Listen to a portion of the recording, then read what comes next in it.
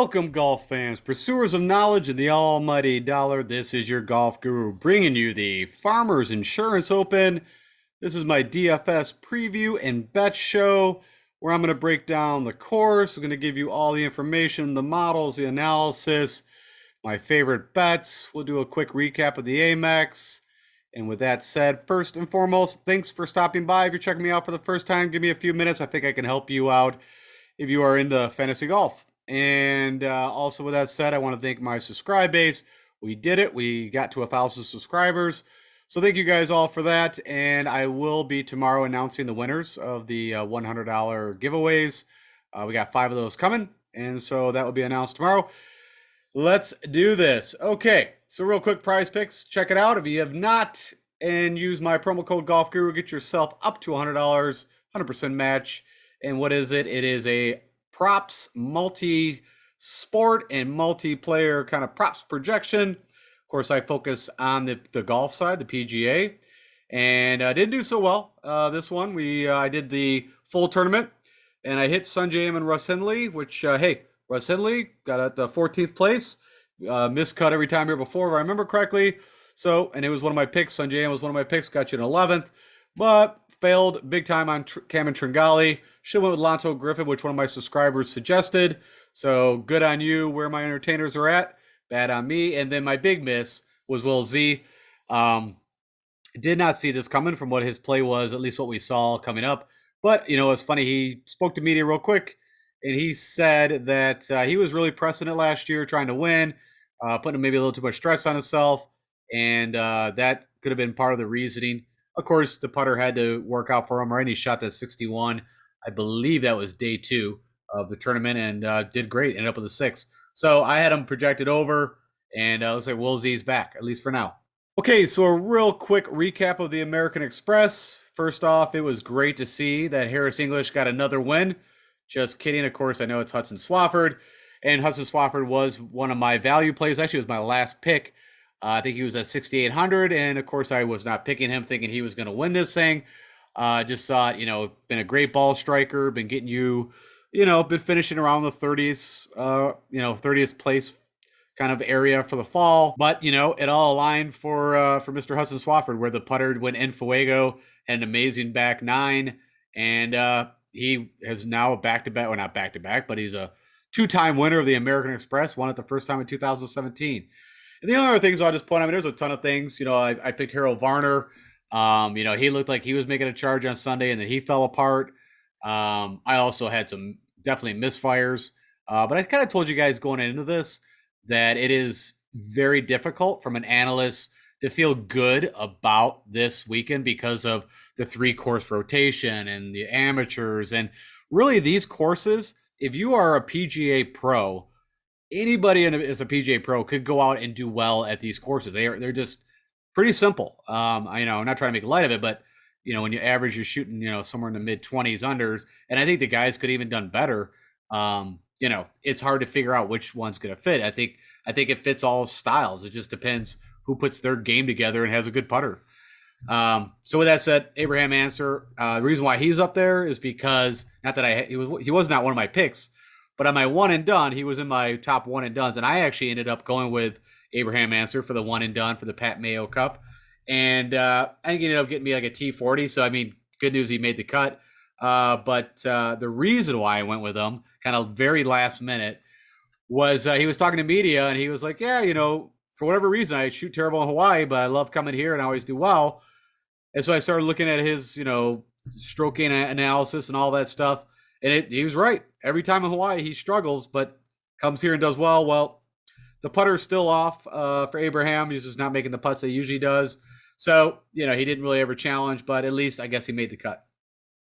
And the last thing I'll note, of course, you had Lee Hodges and Paul Barjon, who were your leaders starting out Sunday morning. Of course, they're best friends, grew up playing together.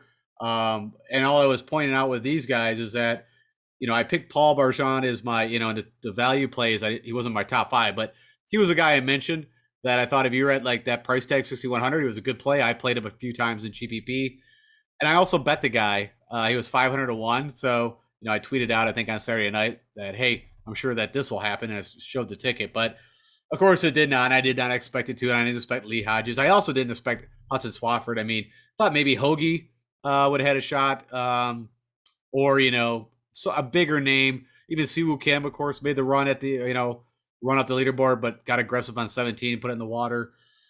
So, long story short, my notes and summary for this tournament is going to be minimal DFS, heavy betting, and I bet a ton of the high odds guys. And that's probably how I'm going to play the American Express going forward, just because it's just, literally you could put 156 guys on a wheel, spin it, and pick 6 names, and it wouldn't shock me if those guys ended up the top 6. Okay, with that said, I do want to give you some stroke gain information if you're interested. I mentioned Hudson Swafford, and the guys in these little yellow stars were my picks. And as you can see, I did not have enough up here. Had some down here, but yeah, that's never going to cut it. Hudson Swafford, as I mentioned, gained 6.5 strokes with the putter and did well on the approach. Nothing great off the tee or around the green. That's where he made it all up.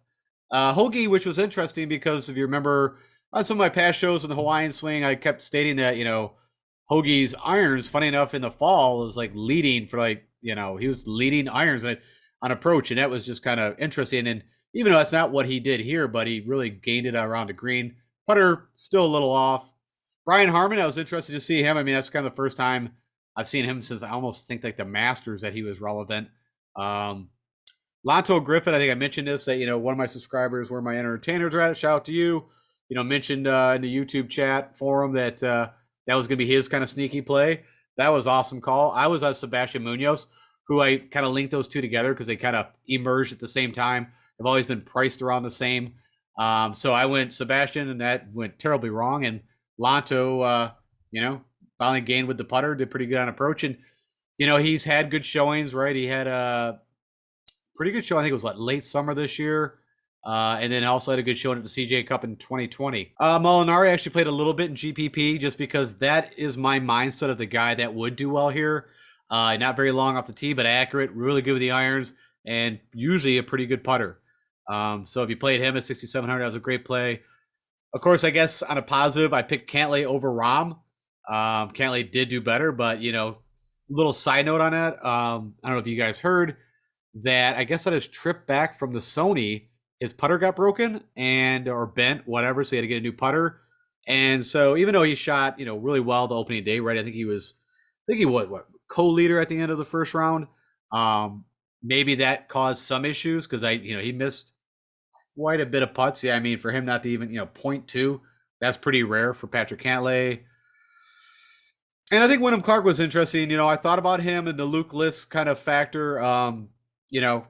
Really good ball strikers, and he gained a stroke with the putter. And he's a good putter. He's actually a really good driver of the ball and a good putter, not typically very good with the irons. And then lastly, Russ Henley was one of my picks, as I mentioned, and it was good to see him, end up, I don't know where he ended up, like around top 10. So all in all, not so great, not so bad. All right, let's put that behind us because we are actually starting the real golf season as far as I'm considered. And it's the Farmer Insurance who kicks it off on the West Coast. And then we're into big boy golf. No more of this Hawaii 30-something under. That's done. It is now, where the real players are going to show up on. So on a negative note, the long shot bets aren't as likely. But you really get a better understanding from an analyst standpoint of the guys that are going to do well here.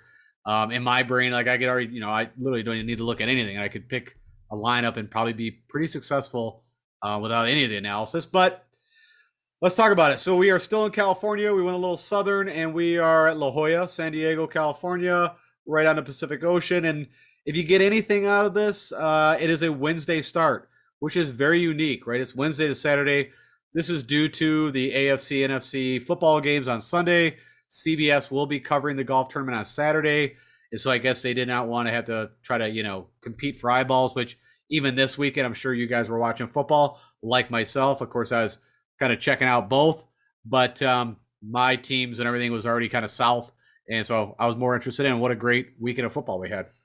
All right, enough about that. We are at a 2-course rotation, right? You got Torrey Pines North and South, and how this is going to work is on Wednesday, Thursday, they're going to rotate one day at the North, one day at the South, and then on Friday, Saturday, both rounds, if you make the cut, will be on the South.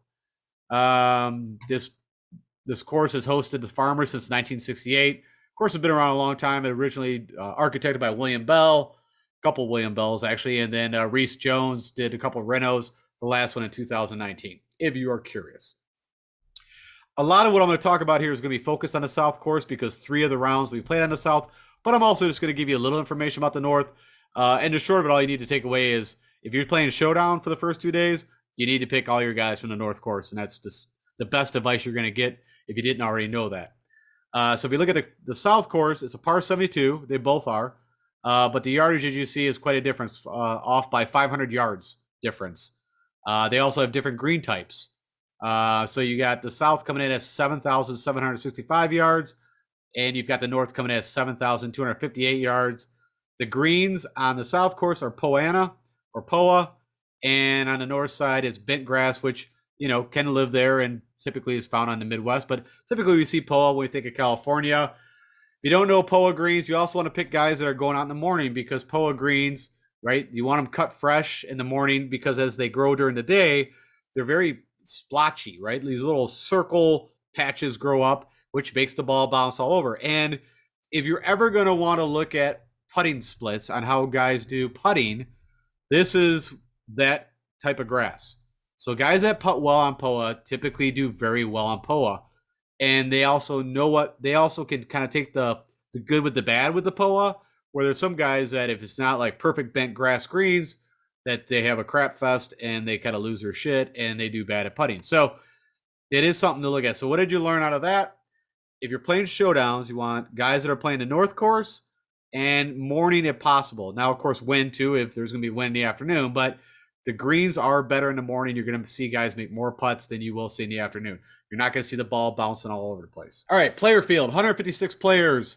We're back to a 36-hole cut, and it's a typical T65 and ties. Historical cut line is around 1 under. If we get no wind, it could go up to like 3 or 4 under. That has happened in the past. Your past winners of this, of course, Patrick Reed last year, Captain America at 14 under. You had Mark Leishman in 2020 win it at 15 under.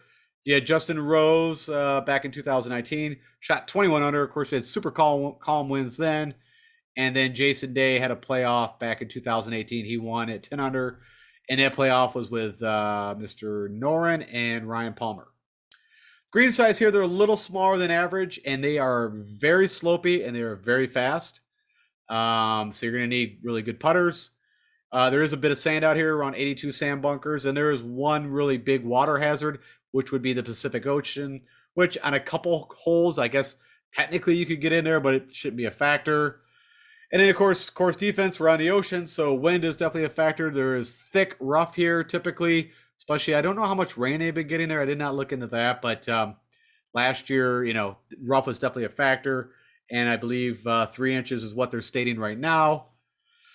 You got crazy elevation changes. What does that mean? Figuring out your distance when you're going uphill versus downhill. You're also going to have the ball below you, above you. You're going to have blind shots. So, that can come into factor, hence the good ball strikers. I mentioned sand traps, and then, of course, the fast, slopey greens. Pass note to me, it's a big boy course. You really need players that have all the skills, of course. But if you are going to lean one way when you're building your teams, it's look for the best ball strikers with good short game, which means chipping and putting. Hence, if you think about Patrick Reed and Leishman, really good ball strikers, really good around the green, good putters, maybe not the best drivers of the ball. And that's the one thing you're going to notice here is off the tee, you don't have to be John Rahm. It's nice, but you don't have to be to win here. And of course, you need to make hay on that one day to make the cut on the North course.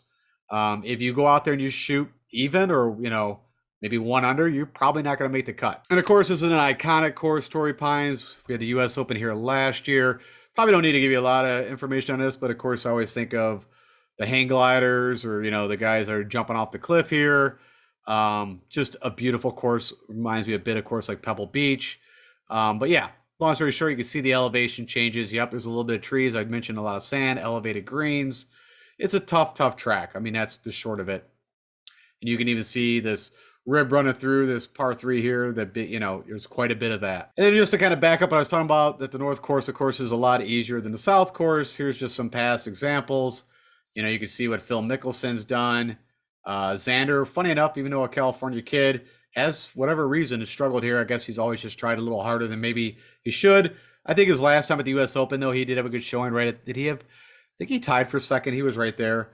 You can see the difference from Jordan Spieth, the North Course versus South. Patrick Reed's actually done both, done well on both. Ricky Fowler, big difference there from 36 under to 12 plus. And then Bubba Watson, funny enough, which I don't know if he's in the field. I didn't even look. Has done decent on both over his history. And again, just showing purely the North Course. Some of the guys that shot the best there in the past. Again, this is information from last year. You had Keegan Bradley, Jason Day, past winner, Mark Leishman, past winner. And if you were thinking about playing Jordan Spieth, here's a little bit of information on him that I had from last year.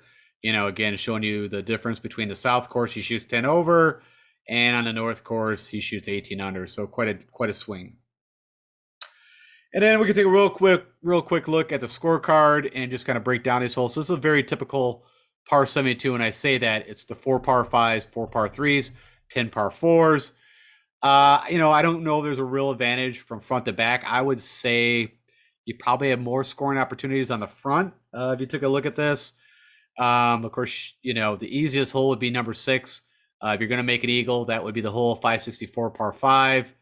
The toughest hole, I think, is, this number 12, par 4, 505 yards. Like I said, the short of it is, I said it's a big boy course. You got a lot of these par 3s coming in 200 plus.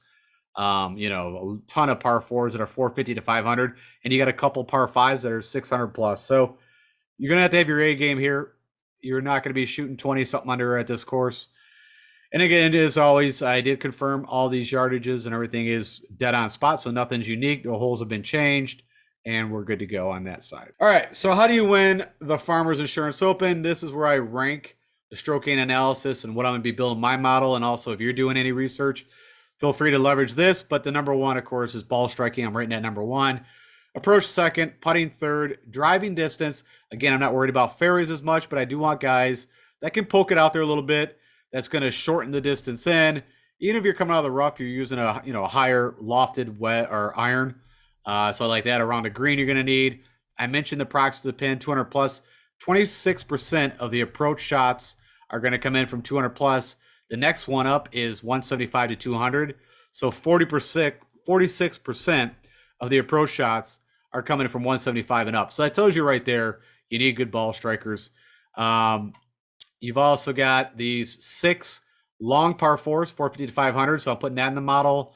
You got 2 really long par 5s. I want to see how guys manage those. That, again, you're going to need distance to have your opportunities to make birdies on those holes. And then I wanted to see the guys also do well on very long par 3s, 225 plus.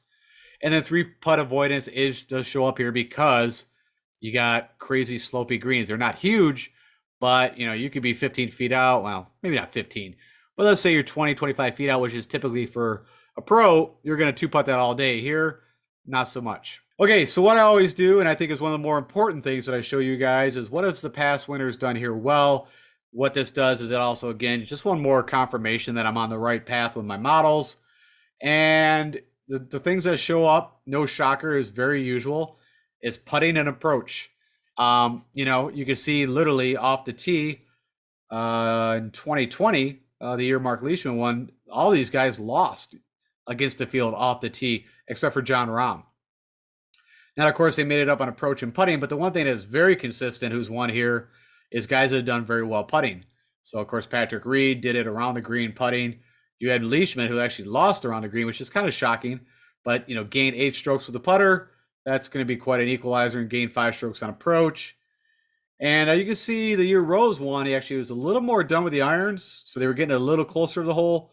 And but still, the putter was prevalent. But the one thing I keep showing out is you don't have to be Jon Rahm or DeChambeau or whatever with the driver. Of course, when you take off the tee as a stroke gain statistic, that combines not only distance, but also hitting the fairway. All right, so all that said, created my model, and what I'm looking at here is recent form, no filters turned on. I'm looking at the last 3 tournaments or 12 rounds, depending if they missed a cut or not. And I already mentioned driving distance. You can see my weightings. So you see that percent. You can see where I weighted these. I'm not going to go through these, but you guys can figure it out. I already mentioned the heavy weighting is on the putting, the ball striking approach is where the most of the weighting went.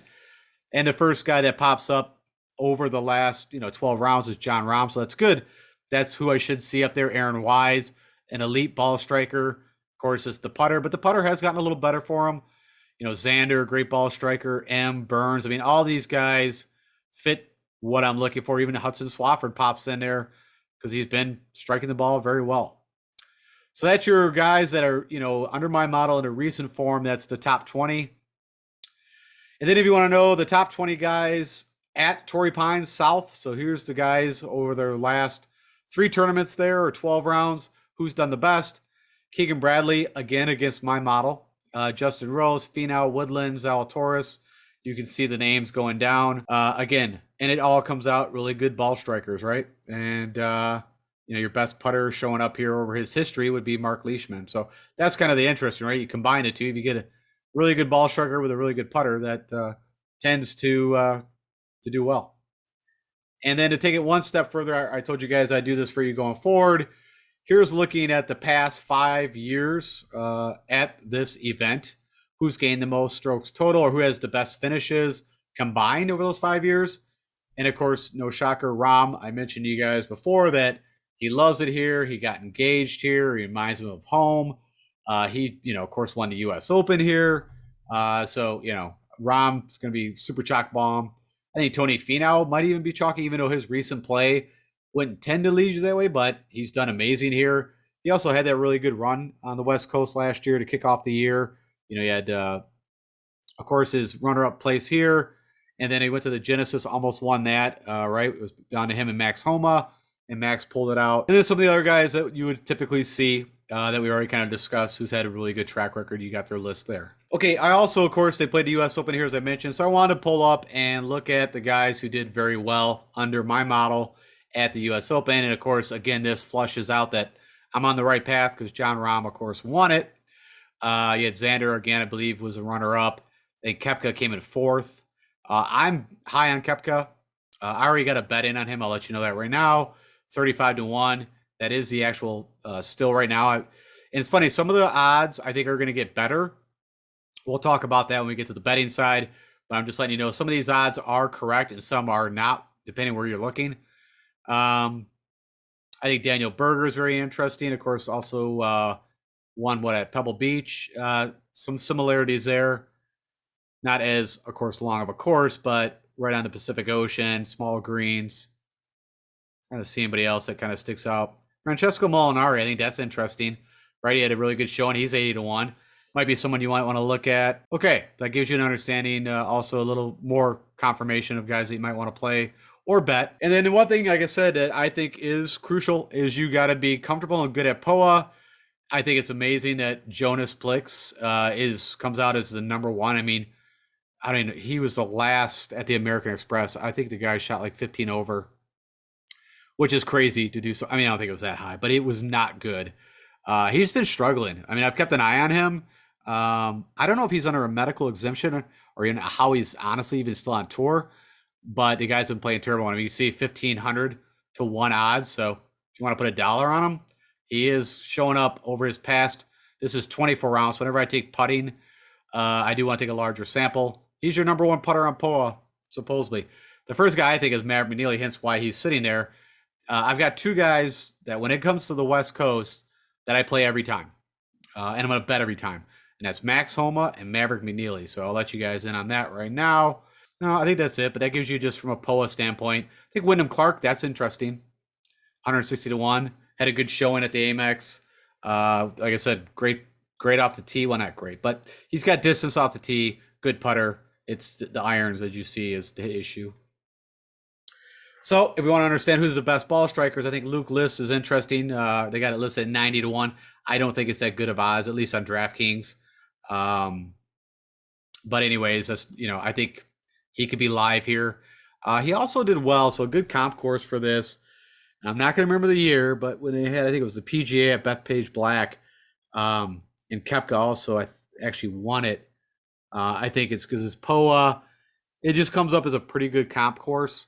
And also Luke listed pretty well there. So that just a little side note.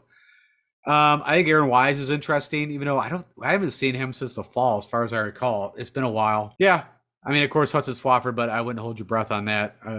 I'd be blown away if that guy even made the cut this weekend. Okay, so on the comp course side, the number one comp course you're going to use is Genesis, right? The Riviera, right? Up north, California, right? I mean, it's long, it's a tough track, it's POA. It's your best comparable course. I mean, and then if you wanted to go to the next one that's on POA, which they did not play in 2021, would be the WGC Mexico at the Chapultepec. It's a very tough, long track, tight, and that is POA greens. And then really other than that, just go to the big boy courses. So you got Wells Fargo at Quail, you got the Valero at the AT&T Oaks, and then you got Arnold Palmer. Now, of course, these are Bermuda, so why they're not that great from a putting standpoint, but as in if they can navigate around these kind of courses, typically they're going to do well. And there's certain guys like Max Homa, who's won the Genesis just this past year, and who won Wells Fargo. Now, doesn't mean, hey, for sure he's going to win this thing, but I've already bet him. I'll give you a little teaser there too at 70-1. I'd get all over that because I think that's great odds. No respect for the Max, and hence why he's on the cover of this show. So what you're looking at here is the guys on these kind of courses who's done the best over the last 3 tournaments. And, Koepka pops up, which I told you I'm very interested in him. You got Lanto, who had just a good showing. Keith Mitchell. Kyle Stanley. That's interesting. I don't know if I'd bet that, but it's just kind of interesting from a DFS play. But yeah, give you some names, some bets that you might want to make. I think that's one of my favorite, I think, is the comp course kind of view on who's done well on these type of tracks over the past 3 tournaments they played at these tracks. Okay, with that said, let's do my favorite bets. Now, again, these are early bets, right? I have not done a ton of analysis. The analysis that I've done is what you guys just saw, and also what I've known from past. So, these are my early bets, and also the bets I want to get in before the market kind of moves on them. So the first one, Brooks Koepka, 35-1. Anytime you can get a pedigree, I know Brooks Koepka has not been as elite as he was, but I've told you guys even previously, I think this is the year, watch out for Brooks. Now, he's not going to go out and win every major, but it's not going to be what we saw last year. I think he's a lot healthier. And at these kind of tournaments, he wants to win. I mean, I think definitely at the Farmers is a tournament he wants to come out and do well. This isn't the rinky-dink open. So 35-1, I like that. This bet here, so it's funny, on if you saw on what I was showing you there, it was 70-1, but on DraftKings it's 45-1. So I don't know if this came out as 70-1 and people started just hammering it, which I think is 45-1 is not good odds for Matt McNeely. That's my own opinion. He's never won a tournament. He's still pretty young on tour. And I think, we're looking at, what he did, I guess, what was Pebble Beach, what he's done when he's on the West Coast. I mean, if you're sharp money, you know that this guy does very well on the West Coast. Of course, played at Stanford, yada, yada, yada. So I'll shop around is what I would say. Do not, if you can get it better than 45-1, I would like to see it more at a 70 to 80-1, especially Max Homa. So there you go. Right. I mean, tell me why Max Homa, who is won up, on these kind of courses, and is a proven winner, is 70-1, and somehow Matt McNeely is 45-1. That makes no freaking sense whatsoever. Killer Keith Mitchell, like I said, I already mentioned, had gave Mr. Rory McIlroy a run at Quail Hollow for the Wells Fargo. Of course, won the Honda, which I'm not saying is a good comp course, but he's got a big boy game. And if his putter comes alive, 100-1, I like that bet. And then Seb Straka, I don't usually give you guys a top 10, but I kind of, like what Seb's been doing. And 20-1 to get a top 10. His game could work out here. He does gain on POA. I checked that out. I'm not saying that he showed up at these big boy tracks all the time, but there's no reason why his game should not translate over to this type of course. So with that said, that's my favorite bets, and that's it. So again, thank you for spending some time with me. As always, if you'd interact, click that like button, share with anybody else, and we are now just crossed the 1,000 subscribers. Nobody hit that unsubscribe button, and if you would please, If you've not subscribed, sign up for YouTube, give me your email address, hit the subscribe button, hit that notification bell, and I put out 3 shows a week. And it's going to be tough this week because usually I do one on Wednesday, so I'm going to have to kind of get 2 in tomorrow if possible. And follow me on Twitter at DFS Golf Guru. I let you guys know anything that's going on with any withdrawals or anything that comes from the PGA, weather, all that kind of fun stuff. And again, congrats to us, and I will also announce the winners tomorrow. All right, guys, I'll talk to you tomorrow. Have a great evening.